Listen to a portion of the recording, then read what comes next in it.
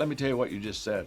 When you can afford to quit, you can't afford to quit. And this is the big miss. Because it's just being stored up, they stop a little short when the payday was just half a block, just around the corner. Can you talk a little bit about the importance of consistency? Brandon, consistency compounds. Let's just start there.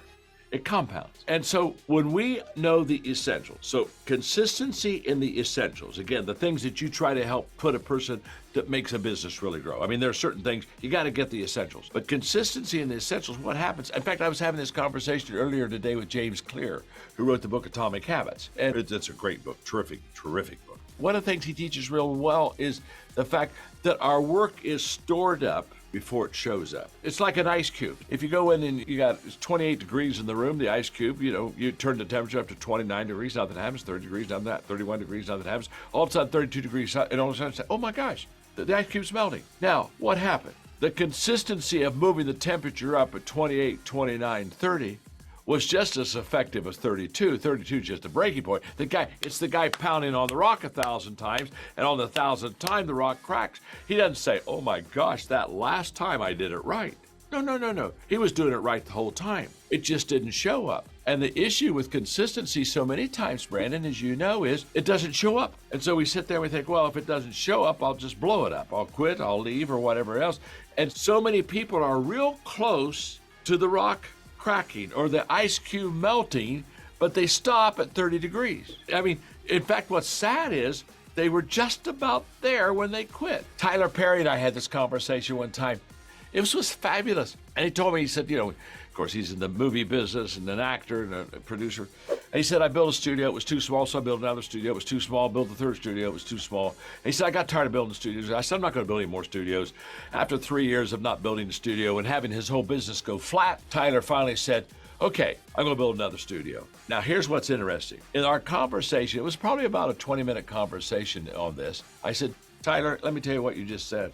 When you can afford to quit, you can't afford to quit. And this is the big miss. Because it's just being stored up, they stop a little short when the payday was just half a block, just around the corner, and all of a sudden it happens for them. But because they don't see it, they lack consistency, and because they lack consistency, obviously, you can't birth it. And so therefore, hey, they stopped pounding on the rock at 995, and it was 1,000 that the rock would have cracked. They're just that close. Well, and so many business owners, we talk a lot about break points, and so many business owners are so close to either breaking through or breaking, right? 97% of all businesses under 100 million within 10 years will fail.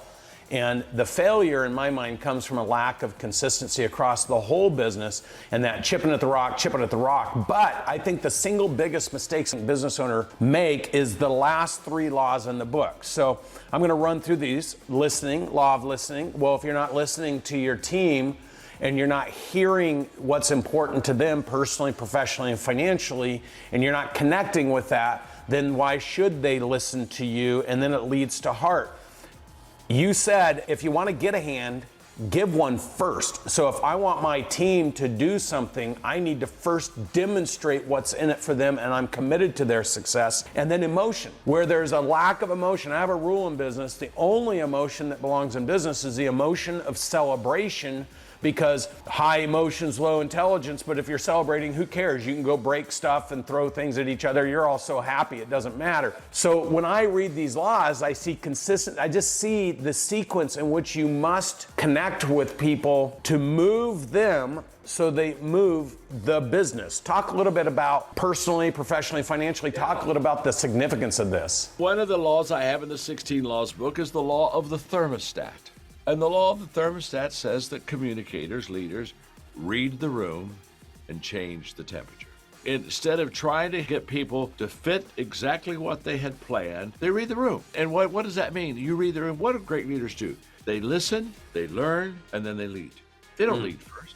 And the key to listening is asking questions. In fact, I wrote a book, as you know, several years ago called Good Leaders Ask Great Questions. And it was all about the fact you just got to be asking the questions. But the ability to listen to the people, to know where they are. Before Jack Welch passed away, of course, he was a mega CEO for General Electric for so years, in the good years of General Electric. And when he would go to a plant, he'd talk to the plant manager for about 30 minutes, kind of get the lay of the land.